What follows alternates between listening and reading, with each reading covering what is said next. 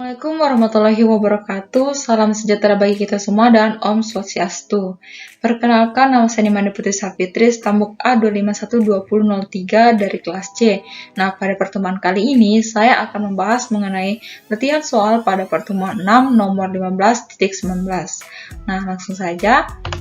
Jadi, di hadapan teman-teman terdapat satu soal. Nah, jadi kita sama-sama akan mengidentifikasi apa saja yang diketahui pada soal ini dan apa yang ditanya pada soal ini. Oke, sebelum itu saya akan membacakan soalnya terlebih dahulu. Bila suatu reaksi berorde 1 mempunyai energi pengaktifan 14.600 Joule per mol dan untuk persamaan K sama dengan A kali E pangkat minus energi pengaktifan per R kali T. Nilai A adalah 5 kali 10 pangkat 13 detik pangkat minus 1, pada suhu berapa reaksi mempunyai waktu paruh sebesar A. 1 menit, B. 30 hari. Jadi ditanya itu ada dua pertanyaan. Nah, pada suhu berapa reaksi mempunyai waktu paruh? Yang pertama itu 1 menit, yang kedua 30 hari. Nah, jadi mungkin teman-teman sudah tahu apa yang diketahui. Jadi yang diketahui itu energi pengaktifannya yang dilambangkan dengan EA. Jadi energi pengaktifan itu sebesar 104.600 Joule per mol. Gitu soal. Kemudian persamaan K-nya itu yang digunakan pada soal A kali E pangkat minus energi pengaktifan per R kali T. Kemudian diketahui juga besar A-nya sama dengan 5 kali 10 pangkat 13 detik pangkat minus 1. Kemudian diketahui juga T1-nya yaitu 1 menit. Jika dikonversikan ke detik, maka jadi 60 detik. Kemudian T2-nya 30 hari. Jika dikonversikan ke satuan detik, yaitu 25.092.000 detik. Nah, 25.092.000 detik. Kemudian yang diketahui ketetapan R kita gunakan di sini 8,314 Joule per mol Kelvin. Nah, langsung saja kita terlebih dahulu menyelesaikan soal bagian A. Jadi kan yang bagian A ditanya pada suhu berapa reaksi memiliki waktu paruh 1 menit. Jadi kita menggunakan kita terlebih dahulu mencari nilai K-nya menggunakan persamaan T 1/2 sama dengan ln 2 per K.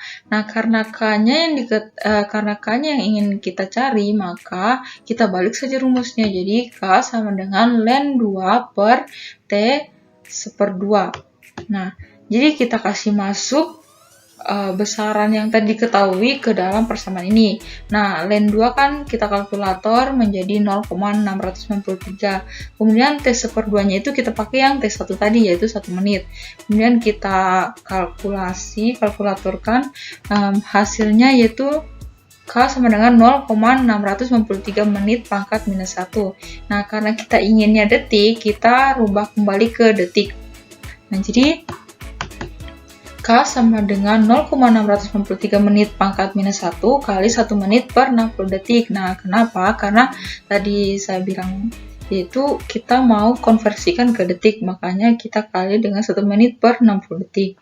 Maka K yang didapatkan, nilai K-nya itu 0,01155 detik pangkat minus 1. Nah, kemudian kita cari lagi suhunya berapa dengan menggunakan rumus yang diketahui tadi, yaitu K sama dengan A kali E pangkat mohon maaf di sini kurang ditulis A kali E pangkat minus energi pengaktifan per R kali T. Kemudian karena ini antilog, kita rubah jadi ln.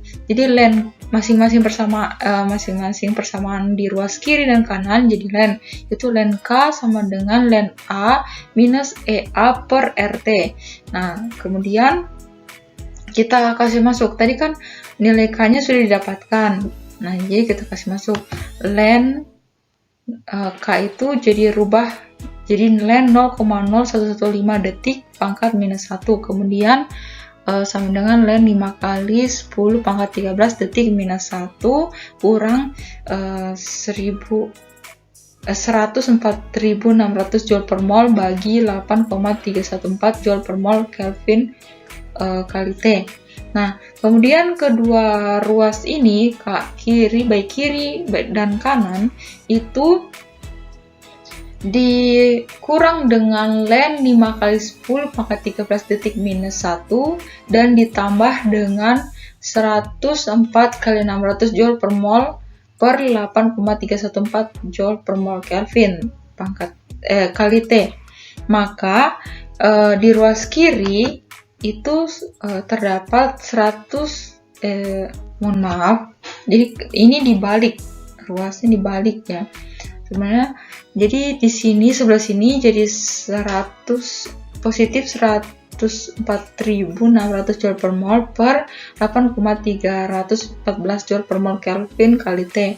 Kemudian di sini Len 5 kali 10 pangkat 13 detik minus 1 kurang Len 0,0115 detik minus 1.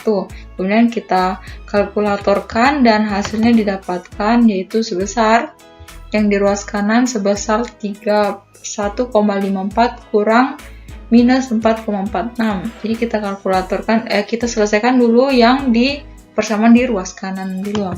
Nah, hasilnya yaitu di ruas kanan 36. Nah, karena kita cari T, maka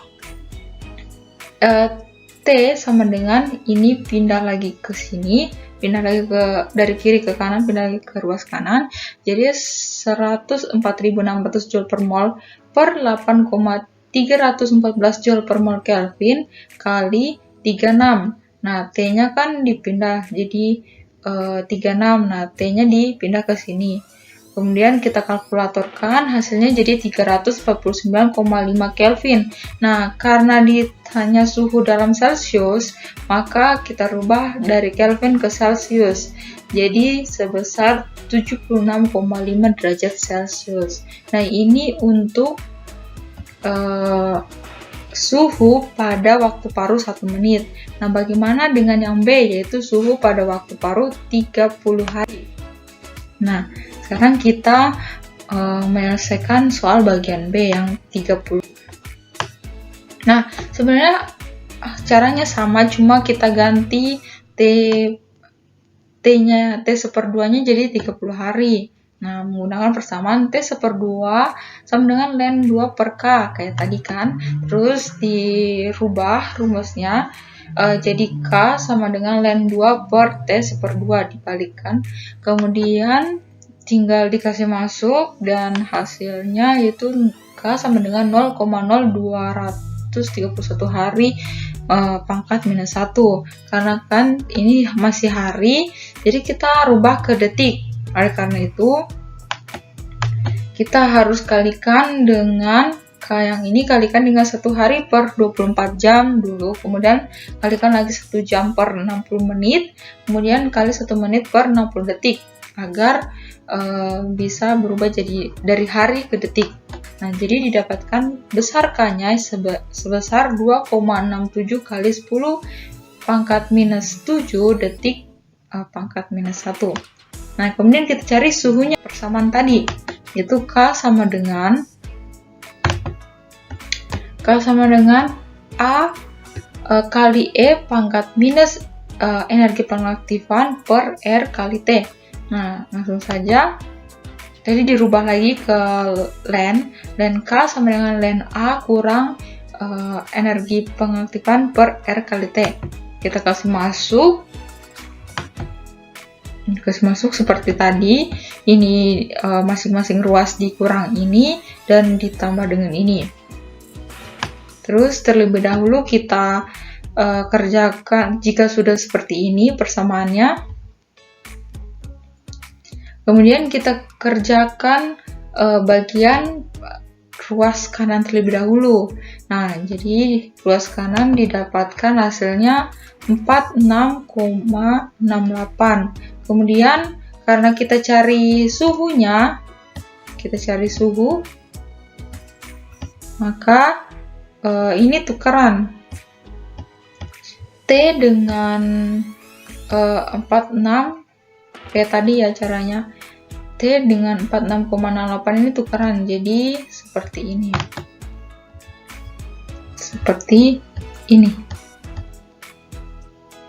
Dan didapatkan suhunya sebesar 269,52 Kelvin. Dan ingat dirubah ke Celsius lagi, karena dimintanya yaitu ke Celsius.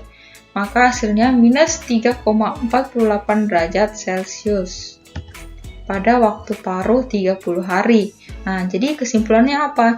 Jadi kesimpulannya yaitu pada suhu 76,5 derajat Celcius, reaksi tersebut mempunyai waktu paruh sebesar 1 menit. Dan pada suhu minus 3,48 derajat Celcius, reaksi tersebut mempunyai waktu paruh sebesar 30 hari. Bagaimana? Gampang bukan? Nah, jadi untuk lebih memahami lagi mengenai soal-soal sejenis ini, silakan teman-teman latihan soal yang seperti ini lagi, banyak kok di internet. Nah, oke, baik. Nah, terima kasih atas perhatiannya, terima kasih telah menonton video saya, dan tetap semangat dan stay healthy semua, dadah.